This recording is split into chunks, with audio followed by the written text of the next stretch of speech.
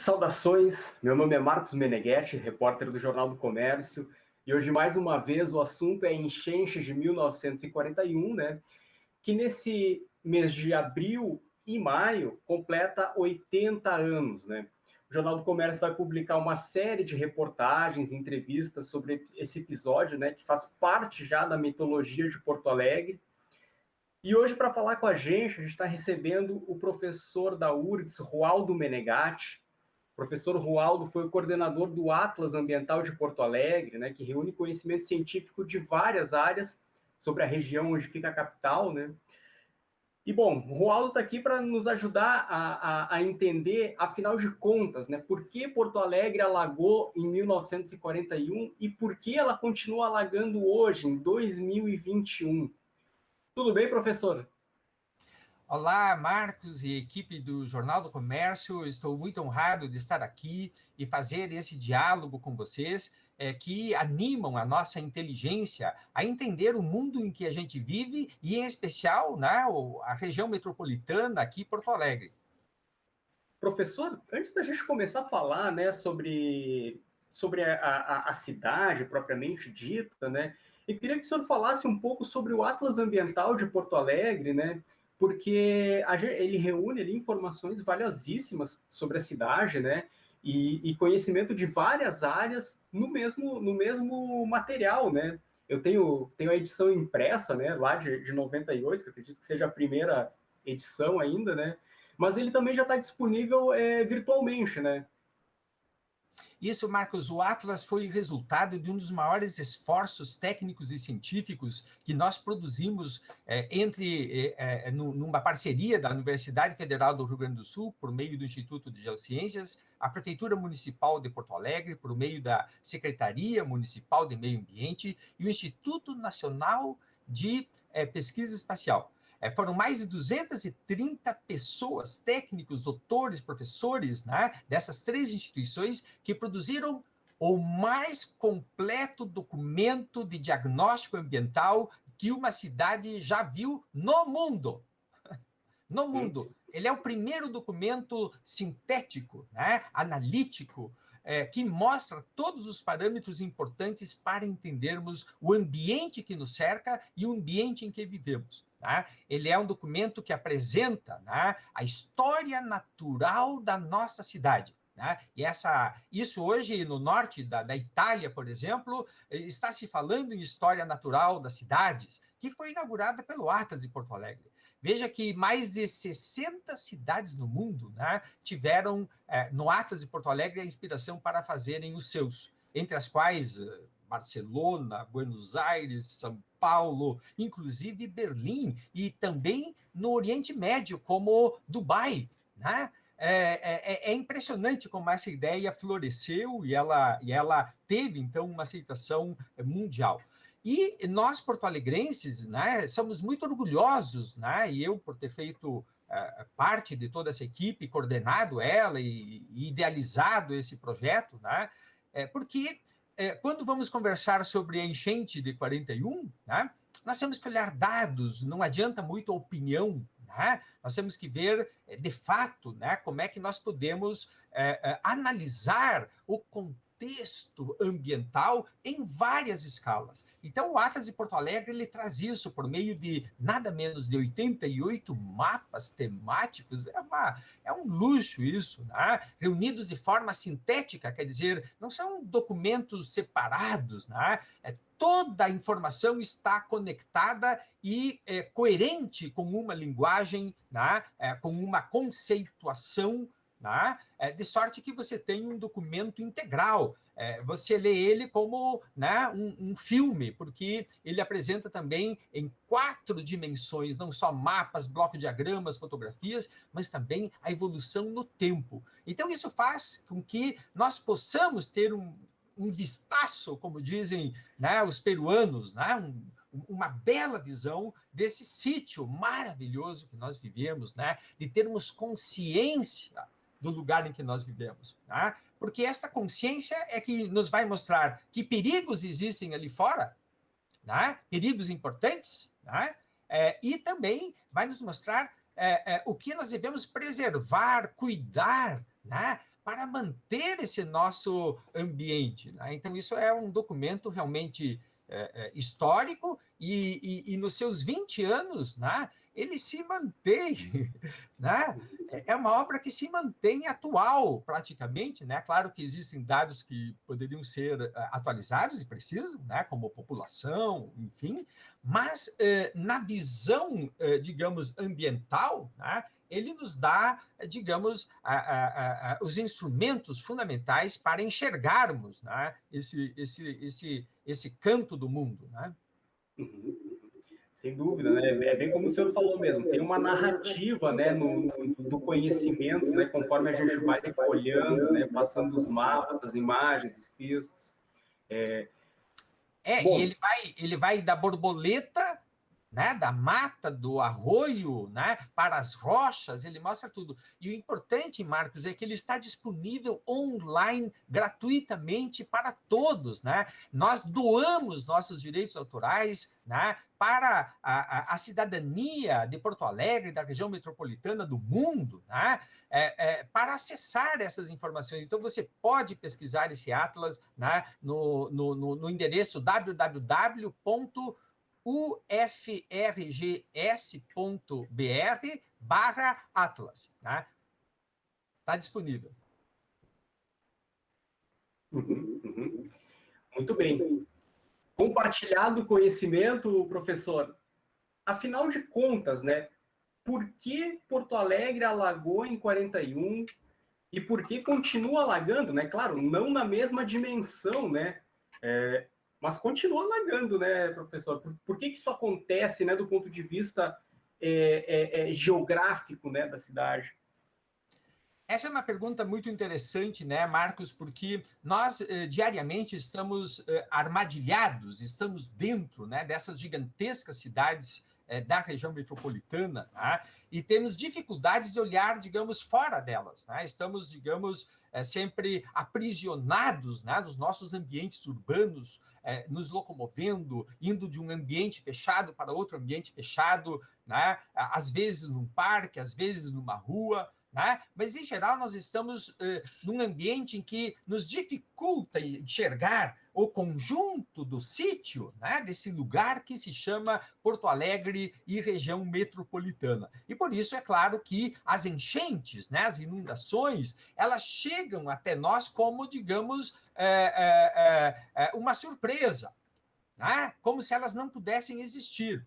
Nós não nos damos conta que nós nos metemos, digamos, nesse lugar de terras baixas, planas, né, alagadiças. E a cidade de Porto Alegre e as cidades da região metropolitana têm, na sua longa história, né, desde o século XVIII, também no século XIX, principalmente no século XX, tem na sua história uma história de luta, né, de sobrevivência contra as inundações.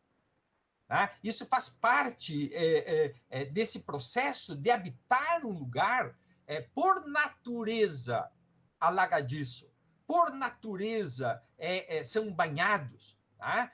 Então, na medida que as cidades foram crescendo, elas foram avançando sobre os banhados, as várzeas fluviais. E isso nem sempre, né, dá a vitória para aquele que tenta colonizar esses banhados, porque de quando em quando eles podem encher mais do que o previsto, mais do que o costume, porque é da natureza deles.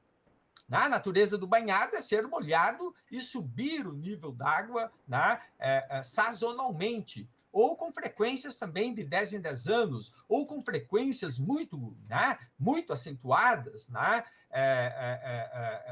de 50 em 50 anos. Então, é preciso que a gente possa enxergar este cenário. Aqui, esses morros são Porto Alegre, o Lago Guaíba, a Laguna dos Patos, o Oceano Atlântico aqui na frente, né? E nós observamos, então, que Porto Alegre, a região metropolitana, é um lugar de confluência de 4 grandes rios. Né? O rio Gravataí, aqui, tá? O rio dos Sinos, o rio Caí, e ali atrás, então, o rio das Antas, Taquari aflui para o Jacuí. E todos esses rios, então, carregam exatamente esta região de terras baixas, né, que é a região metropolitana. Além disso, essa região de terras baixas se situa a apenas 50 quilômetros da escarpa que nós chamamos Serra Geral. Essa escarpa que é, digamos, a borda de um grande planalto que é chamado de Planalto Meridional, onde estão, né, bem na beirada deles, cidades como Gramado, Canela, São Francisco, né? E também cidades como Passo Fundo, Vacaria, né? Mais interiorizadas no Planalto. E bem aqui à nossa direita, né, nós temos essa esquina aqui do Planalto Meridional, aonde estão as maiores elevações com até 1.100 metros, e os grandes cânions, como o cânion do Itaimbezinho, o cânion do Fortaleza, essas maravilhas da paisagem sul-rio-grandense. Né? E eis que esses 4 grandes rios, né, o Taquari, Antas, o rio Caí, o rio dos Sinos, né, eles têm suas nascentes exatamente nessa região. Uma região, então, da qual esses rios nascem, correm rapidamente, descem essa ladeira vertiginosa com águas, né, muito fluentes e chegam, então, aqui na Baixada, né, aonde, então, confluem para o Lago Guaíba. Né? E esta confluência, então, pode trazer muita água. Assim, Marcos, quando há chuvas muito intensas nesta zona de nascentes, né, elas podem, então, confluir todas, né, por essas grandes vertentes, né, para a região metropolitana, alagando. Ora, pode ser que chova mais para o leste, né? Então o Rio dos Sinos pode se carregar mais, né? O rio Caí pode ser carregado mais, e ora podem, né, chover de forma intensa em toda essa região e todos os rios se sobrecarregam, né? Chegando então aqui na região de Porto Alegre. Esses alagamentos, então, eles podem ser diversificados, tá? Na medida em que a chuva abrange toda a região nordeste, tá? Aqui você está vendo as bacias hidrográficas, tá? Bem aqui no centro está Porto Alegre. Veja que os rios têm uma forma de arco, como o Rio dos Sinos, como o Rio Caí, como o Rio das Antas, Taquari. Eles são arcos, tá? Arcos de um círculo. Né? E até ali o rio Jacuí, que nasce na região de Passo Fundo. Né? Eles são arcos, e a região de Porto Alegre e metropolitana está mais ou menos no centro, né, desses arcos que confluem para cá. Né? Então, você vê como toda essa bacia hidrográfica, chamada a grande região hidrográfica do Guaíba, né, traz essa confluência de regiões de nascentes muito altas, tá, em relação ao gradiente de Porto Alegre, e essas águas, então, fluem com muita rapidez, né, para este centro aqui, plano inundável. Né? E veja aqui, por exemplo, as nascentes do Rio das Antas, né? Elas distam apenas 150 quilômetros de Porto Alegre. Né? É muito próximo. E esse curso d'água do Taquari Antas, né, ele tem corredeiras, são cursos velozes, né? A água escorre com facilidade, né? Isso, então, faz com que a região de Porto Alegre, em resumo, né, ela seja uma espécie, né, do estreitamento de um funil. Né? Então, imagine um funil em que a água é derramada dentro dele e ele conflui todo para o seu vértice, né? Para o seu estreitamento, e ali está, então, uma região chamada região metropolitana de Porto Alegre, né? E que é plana, né? Razoavelmente plana.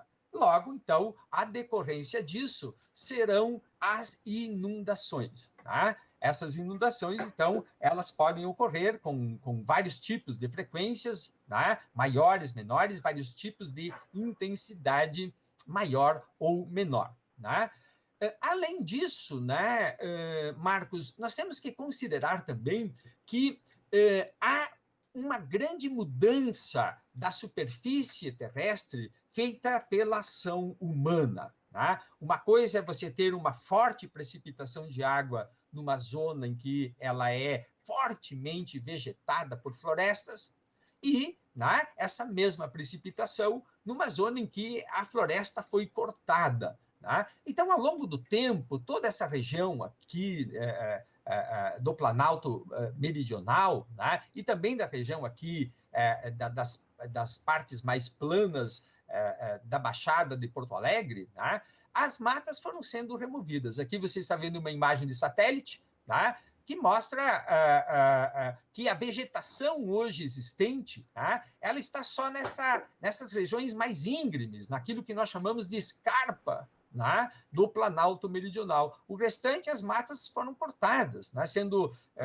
substituídas por plantações, por pasto, né, e isso tudo ajuda, né, contribui para que a água escorra com maior velocidade. Tá? Então, faz com que esse funil, tá, ele aumente a intensidade de afluência de águas para essa zona de estreitamento, chegando, então, no nosso Guaíba. Tá? Esses elementos de extrema antropização da paisagem, né, como nós chamamos, e sem cuidados, sem um planejamento, sem entender os fluxos das águas, né, sem respeitar isso, faz com que, então, essas inundações, né, elas possam ter, claro, um aumento, né, de seu impacto negativo, né, na vida das pessoas. Né? Então, na verdade, né, Marcos, respondendo a tua pergunta, o fato é que essas cidades se estabeleceram na boca ali do funil, né, e não pensaram no seu planejamento, né, não quiseram pensar, na verdade, né, porque nós temos conhecimento para isso, né, não quiseram pensar o seu planejamento levando em conta, então, o que é habitar uma região, né, inundável. Tá? Isso, então, traz, claro, grandes dificuldades, né, para os cidadãos que habitam essa região, porque nem sempre, né, estão preparados. Né? Então, veja, né, Marcos, que aí agora entra um pouco a nossa cultura. Né? Nós somos uma cultura decolonizadores, né? Decolonizadores em geral europeus, né? Mas não só, que vêm de zonas secas. Né? Os portugueses, os espanhóis, os italianos, né? Os alemães do sul, né? Vêm de zonas secas.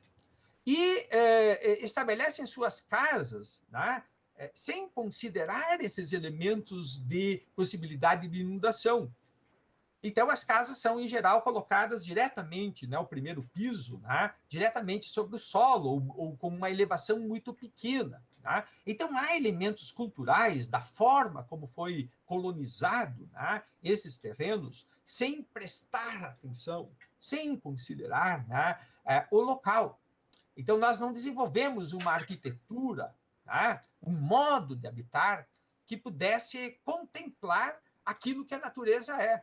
Quer dizer, respeitar a natureza. Tá? E os resultados, então, eles se avolumam daí, né? Porque, por um lado, não entendemos o lugar que habitamos e, por outro lado, habitamos numa forma, né, que não é adequada para esse lugar.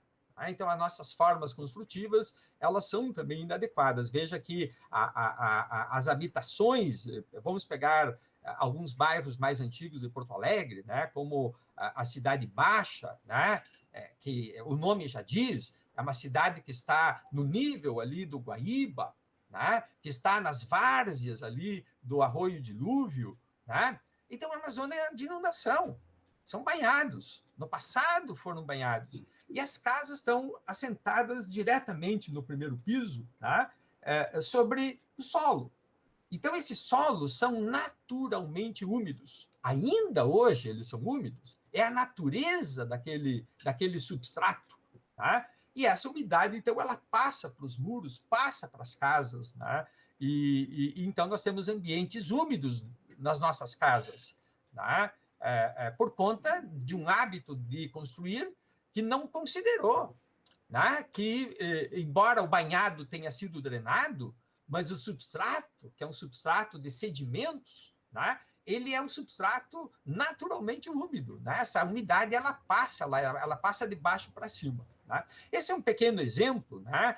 Porque o ideal num local desses, né, é termos também uma adequação do modo de habitar, né? Nós devíamos ter casas mais elevadas, né? No Amazonas eles constroem palafitas, né? Todas as habitações ribeirinhas, né, são super elevadas, porque eles sabem que o nível vem. Mas nós habitamos na região metropolitana como se não houvesse uma natureza. Uhum, uhum. Né? É isso, né? São dois elementos, né, que contribuem para a enchente, né? Um é humano, né, do tipo de urbanização, e outro é natural, né, geográfico, né? E muito interessante essa coisa das bacias hidrográficas, professor, porque pesquisando sobre a enchente de 41, os jornais também noticiavam muito as enchentes no interior. E entre os lugares mais afetados estava a nossa região metropolitana aqui, né, os municípios do Vale dos Sinos, né, se mencionava também muito o Vale do Taquari, né, justamente por essa questão que o senhor estava falando, né, da velocidade das águas. O município de Taquari, né, o Diário de Notícias, né, da época, de maio de 41, noticia isso muitas vezes, né, há casas que foram arrastadas pela correnteza, né, do rio. É muito interessante isso. Mas o que eu queria conversar com o senhor, que o senhor explicasse melhor, é a questão das áreas verdes. Porque a gente discute muito isso, né? Nós leigos, né? A gente sempre ouve falar, é importante manter as áreas verdes, né? Quais são os serviços, né, ecossistêmicos, né, dessas áreas na cidade, né? Elas drenam a água, as árvores fixam no solo. Por que se deve manter essas áreas verdes dentro da própria cidade? Sim, essa é uma questão fundamental hoje, né? Quando nós olhamos a imagem de satélite, né? Eu vou até mostrar de novo para que o nosso ciber ouvinte ele possa acompanhar visualizando, né? Por isso que é bom ter um atlas, né? Porque o Atlas ele ajuda a ver aonde é possível ver então bem no sul, na margem do Guaíba, né? Porto Alegre, Viamão, Alvorada, Canoas, Gravataí, Cachoeirinha, Esteio, Sapucaia, São Leopoldo, Novo Hamburgo, né? E depois, mais adiante, Sapiranga, né? E já estamos ali em Taquara, Três Coroas, e logo em seguida Gramado. Veja que temos uma cidade corredor, né? Que desce aqui a escarpa do Planalto Meridional, né? Até Taquara, e Taquara, então, para o oeste, chegando aqui em Igrejinha, Sapiranga, né? Novo Hamburgo. Isso é uma cidade só. Veja que nós metropolitanos somos 4,6 milhões de pessoas. Nós somos uma conurbação urbana que se pode chamar de megacidade. Tá? É uma cidade já poderosa, muito grande. Tá? Não somos mais pequenas cidades isoladas, como era a cidade dos nossos avós, tá? Dos nossos bisavós. Tá? Agora não, agora somos uma plataforma de concreto integrado em que você não sabe mais individualizar exatamente onde começa uma cidade e onde começa outra. Né? Então, isso faz com que toda essa plataforma gigantesca de concreto, aço, vidro, né, etc., ela seja uma plataforma em que a água ali não infiltra. Tá? Então, essa grande plataforma urbana, tá? Ela é também uma grande escoadora de água, quer dizer, a água que precipita dentro dessa plataforma, tá? Ela escoa rapidamente para o canal, tá? E enche o canal. Tá? O canal fica muito estreito, porque as margens deles foram ocupadas também por construções e edificações. Então, esse canal já não consegue dar conta de toda a água, e isso faz, então, aumentar alagamentos. Tá? as cidades, então, não foram pensadas de uma forma de se estabelecerem considerando a sua relação não só com o embasamento, né? Aquilo, o substrato sobre o qual a cidade está, né, localizada. Mas a cidade se localiza também no espaço. A cidade também está envasada, né, pela paisagem. E esse envasamento inclui o ar e inclui as precipitações, a água. Né? A cidade tem que, ela não pode olhar só para baixo. Né? Nós, cidadãos, só olhamos para baixo, andamos na calçada olhando para baixo. A gente não olha para cima, que há um céu, né, que pode precipitar muita água. Né? Então, nós excluímos da nossa visão de mundo, da nossa visão de cidade, né, essa integração com a natureza. Né? E por isso que é importante, então, Marcos, as matas. Né? As matas são importantíssimas, né? Porque elas estabelecem respiradouros nessa plataforma de concreto gigantesca. Né? Nós devemos perceber que numa plataforma de concreto desse tamanho, né, com cerca de 60 quilômetros, nós podemos sair de Porto Alegre e ir até a Igrejinha sem sair da cidade. Né? Então, é uma plataforma de concreto gigantesca. Então, para essa plataforma de concreto, para a nossa vida, uma árvore é muito importante. Né? Um parque é importantíssimo, né? Porque ele estabelece esses respiradouros. Né? Então, ali num parque, nós temos a possibilidade de infiltração de água, né? Nós temos uma amenização da temperatura superficial dessa placa de concreto, né? Porque o sol bate ali e ela aquece, né? Mais do que a redondeza. Né? E temos, então, também na praça, no parque, né? A possibilidade de uma convivência cidadã com a nossa vizinhança, de vermos quem somos. Né? De não se engaiolar dentro de casa e achar que agora na Covid temos que fazer isso, né? Mas em tempos normais, né? De perceber quem são os nossos vizinhos, ter um mínimo de diálogo, a construção da comunidade. Né? Então, esses serviços que os parques, né, eles oferecem são fundamentais para a vida urbana contemporânea. Amenizam a temperatura, são abrigo da avifauna, né, dos pássaros que continuam habitando a natureza. Né? Eles estão aí. Né? Isso tudo é muito importante. Né? E também as árvores, né, são, sempre se diz, né, o nosso pulmão, elas renovam o ar, né? Elas têm um efeito também psicológico muito importante. Né? Os antigos chamavam de higiene mental. Né? Ir no parque para fazer uma higiene mental, né? Para a gente poder ter um bem-estar, né, psicológico, ter ar novo. Né? É muito importante, então, os parques. Eu acho que, na região metropolitana, além de olharmos os nossos parques, nós devemos ter muito claro, né, as zonas de amortização, então, dos alagamentos, das enchentes. Né? Essas zonas como as margens do rio Gravataí, onde ainda tem ali algumas plantações de arroz, né? Alguns parques importantíssimos, né? Como é o parque ali em Sapucaia do Sul, o zoológico. Aquela área é fundamental para a região metropolitana. Então, para a existência dessa placa de concreto, né, agora mudou. As árvores são fundamentais para nós. Né? Essa perspectiva. É isso que você está falando, né?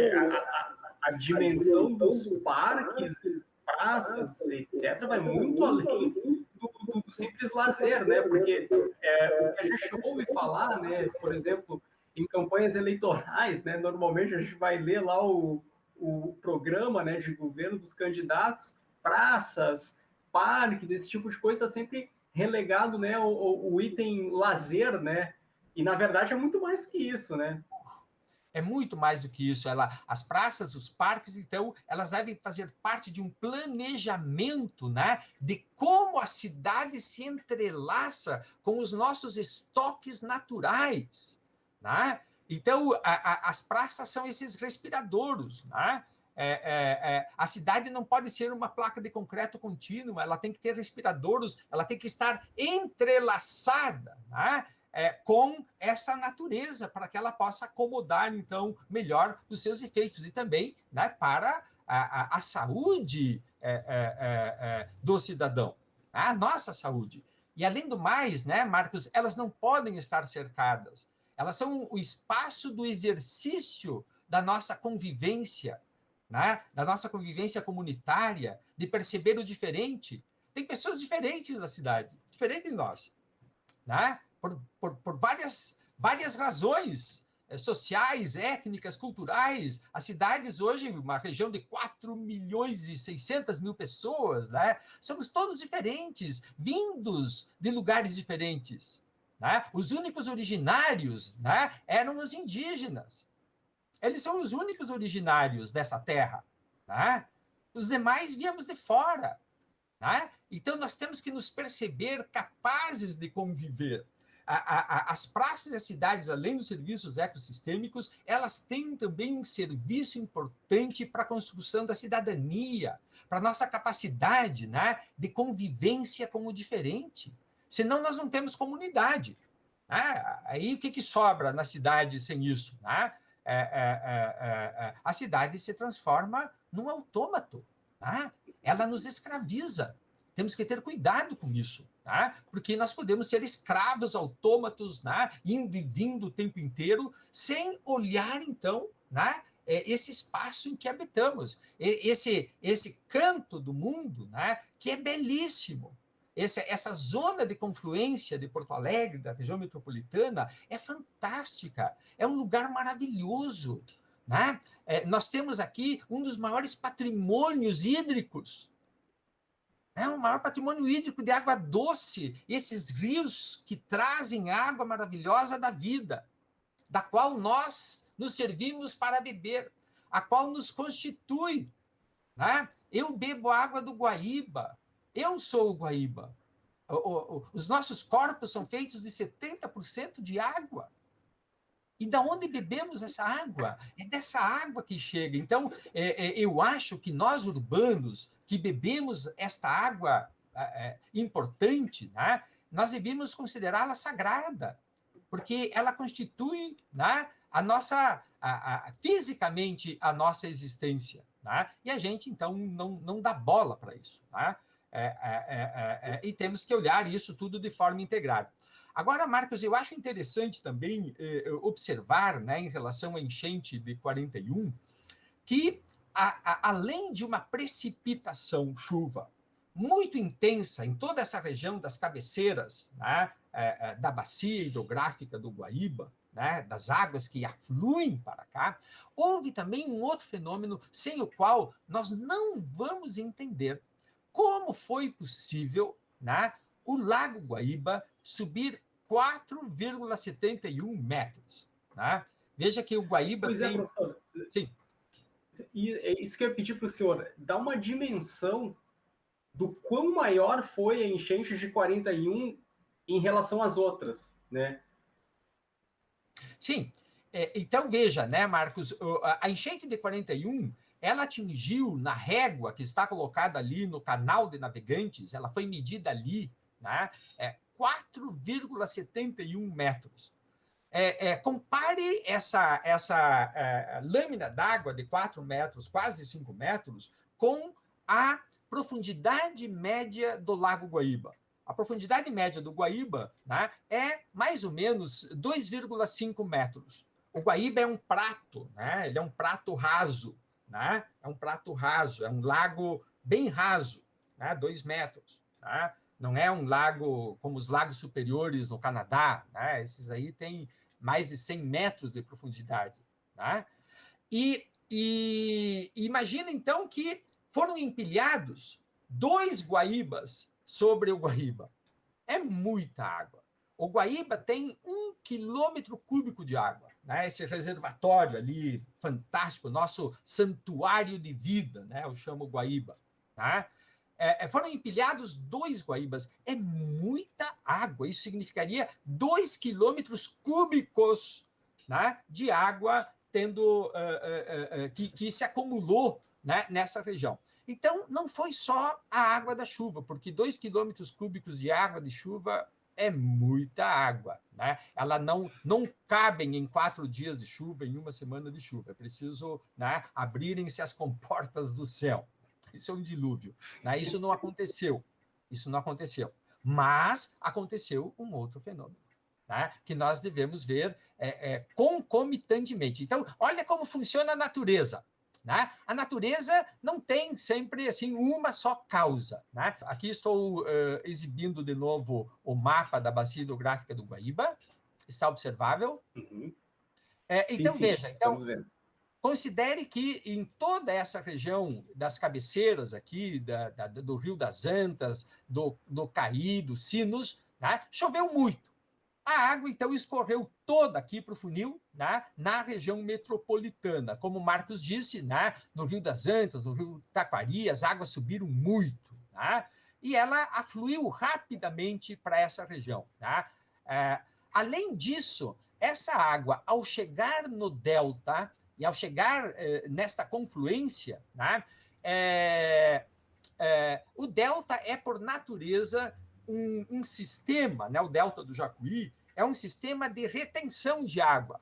Ele não deixa a água vazar facilmente, né, porque é um conjunto de 17 ilhas, né, todas elas entremeadas por canais, né, canais estreitos, então a água não flui ali. Ele é uma espécie de rolha, né, o que acumula mais água.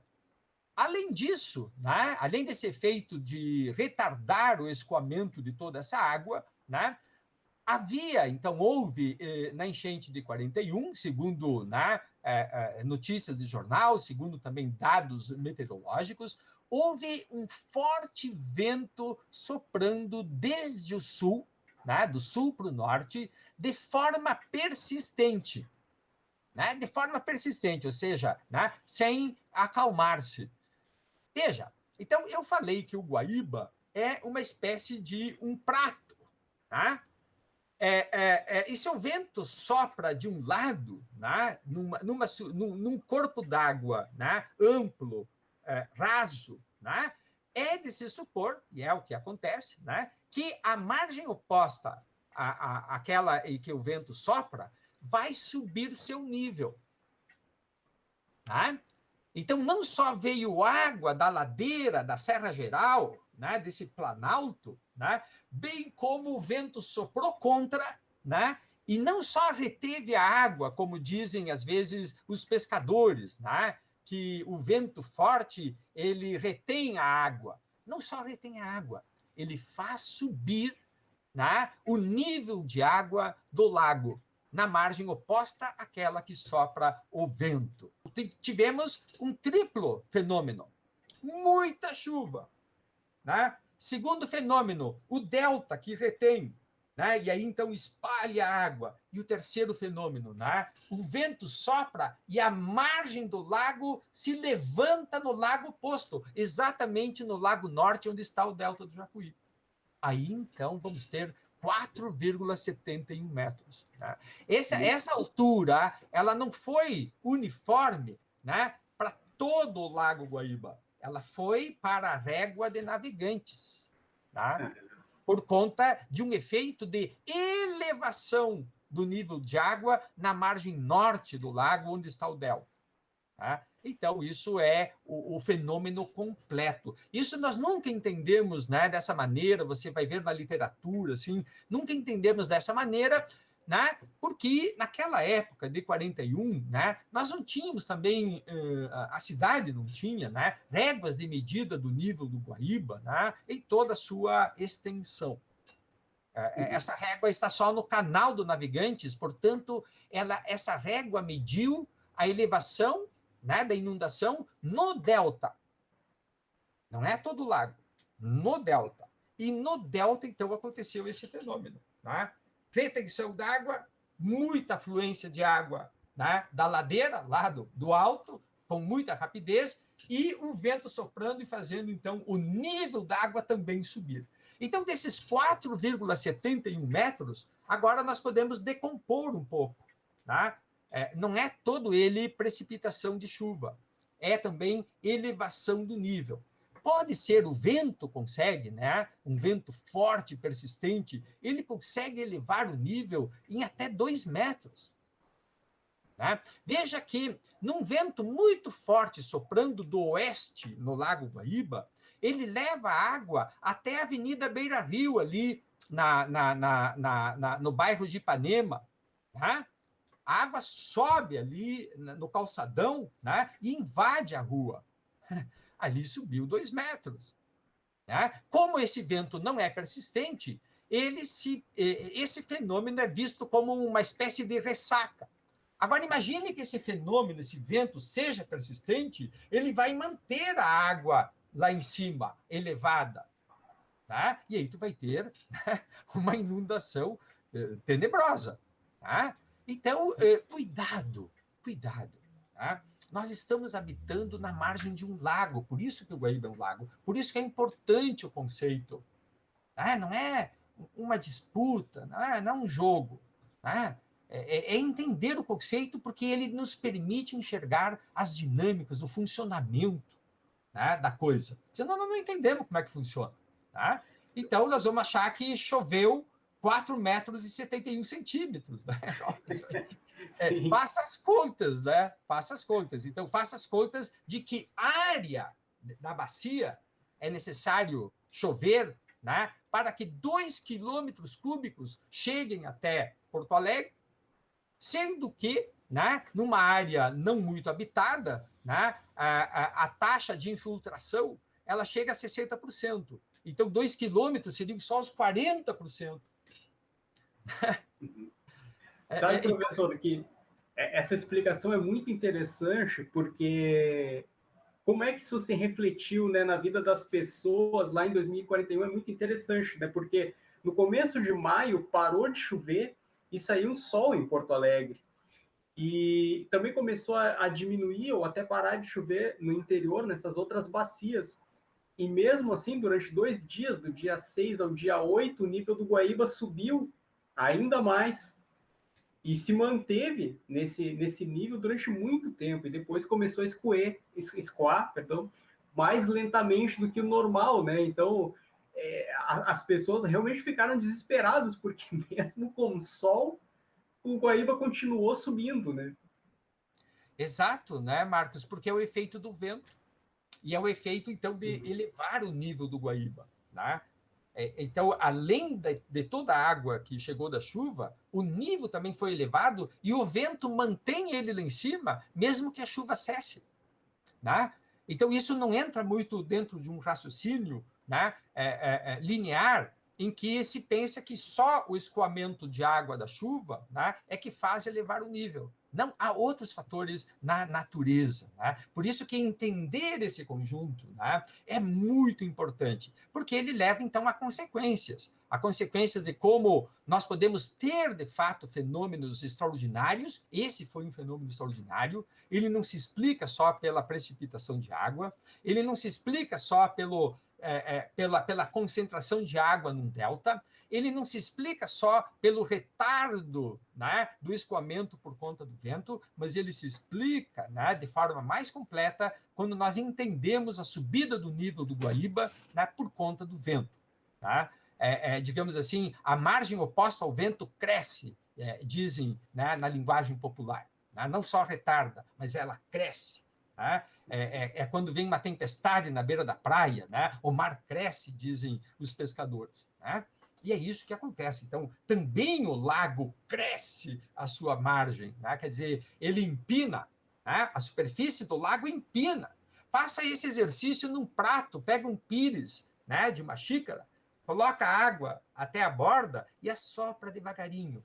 Você vai ver, né, a água subindo no lado oposto. É isso. Né? É esse efeito do pires. Né? E isso, então, traz consequências para nós, porque mostra que a natureza, nas suas confluências, né, ela pode gerar fenômenos extremos.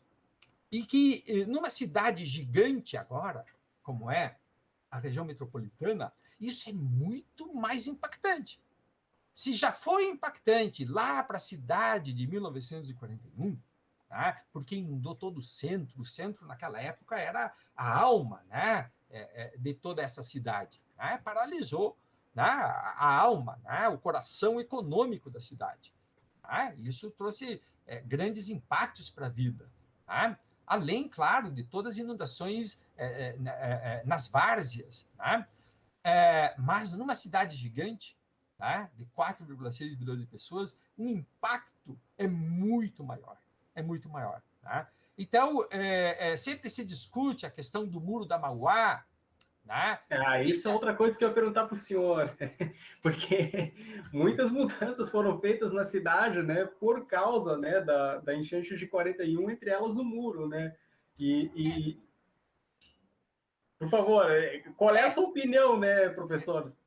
Então veja como é importante entender todo o fenômeno, tá? Porque é em relação a ele que nós vamos nos preparar. E veja, né, Marcos, como a preparação ela é demorada. A gente, né, acha que é assim, não é. Desde 41, né, é que se começou a elaborar um plano de contenção de inundações através de polders, né, de diques artificiais, casas de bombas, né? E até hoje não se completou todo o plano. Até hoje. Porque é muito difícil, precisa muito dinheiro. Então, às vezes, né, nós cidadãos e os políticos e todos, né, achamos muito fácil, faça obras, né, como se nós tivéssemos um caixa disponível para gastar quanto nós queremos, né? Nós não temos, nós somos uma cidade mediana, não temos uma capacidade econômica, né, de resolver os nossos problemas assim em 4 anos, né? Ainda não terminamos. E veja a importância disso, porque estão funcionando as nossas casas de bomba, está funcionando esse sistema de drenagem, né, das regiões planas, porque isso ameniza as inundações. É isso que ameniza. Tá? Porque isso é um esforço social, administrativo, econômico muito grande. Há um preço para morar ali. Há um preço para morar nesse banhado, né, nessa zona do funil. Há um preço muito elevado. Né? E nós temos dinheiro para pagar esse preço. Né? E se nós não temos dinheiro para pagar obras, né, nós não. Né, nós teremos um impacto sobre a vida das pessoas muito grande. Muito grande. Né? Então, o Muro da Mauá, ali, todo esse sistema, ele é importantíssimo. Ele é importantíssimo. Nós não podemos ter dúvida disso. Tá? Nós não podemos ter dúvida disso. Já vimos o que aconteceu. Agora, é claro que o muro foi pensado, todo o sistema, né, dentro de uma ideia de uma inundação por precipitação e concentração de água, e não também de elevação do nível. Tá? Então, isso poderia nos levar a alternativas diferentes, né, diferentes obras. Tá? Mas dizer que o muro não serve, não dá. Né? Nós temos que ter claro o lugar em que nós habitamos. Né? Poderiam ter outros muros. Né? Os holandeses têm muros elevadiços, enfim, mas isso custa dinheiro. Né, porto-alegrenses? Uhum. Nós não somos ricos assim a ponto de faça-se. Né? Então, isso nos leva a ter um outro comportamento. Né? O comportamento que nós temos que ter é um comportamento do cuidado cotidiano, né? De cuidar do sistema de drenagem, dos bueiros, dos lixos, tá? Para que ele funcione bem, se interessar por isso, tá? Porque isso ameniza muito o sistema. Tá? E, é claro, cobrar das autoridades para que o sistema funcione, para que as casas de bomba estejam, né, a ponto de bala, porque as consequências, né, de uma inundação hoje, nessa gigantesca cidade, né, elas são muito maiores. Né?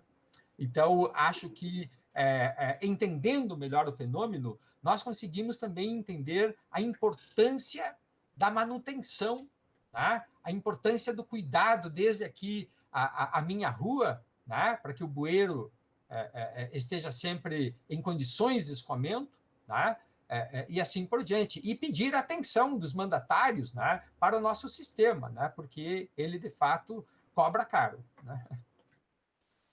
Professor, tá ótima a conversa, mas a gente está chegando ao fim do nosso tempo, né? Infelizmente, a gente não pode ficar conversando indefinidamente sobre esse tema, né? Que é fascinante, né? Eu agradeço por presença aqui, né? Essa foi a nossa conversa com o professor da URGS, Roaldo Menegashi, né? Sobre a enchente de 41 e muito mais, né? Acabamos falando aí sobre o passado, o presente, o futuro, né? Como a gente estava falando antes da entrevista, né, professor? Não são coisas separadas, né? Elas coexistem. Eu agradeço muito, professor. Obrigado por estar aqui com a gente, hein? Eu que agradeço a oportunidade, Marcos, parabéns por essa ideia maravilhosa, né, de trazer todos esses temas para a consciência da cidadania de Porto Alegre. E eu gostaria de lembrar, né, que as reportagens sobre a enchente, elas podem ser lidas tanto no jornal impresso, né, quanto no site do jornal, né, www.jornaldocomércio.com. E, claro, no site, né, conteúdo extra, né, como essa entrevista aqui com o professor Rualdo, vão estar disponível, né? Para quem quiser se informar, né, sobre o conteúdo novo, sobre a enchente, né, pode acompanhar o jornal, né, pelas redes sociais, né, no Facebook, no Twitter e no Instagram, né? E assim vai saber, né, se sempre que te sair conteúdo novo. Meu nome é Marcos Meneghetti e nos vemos na próxima. Tchau!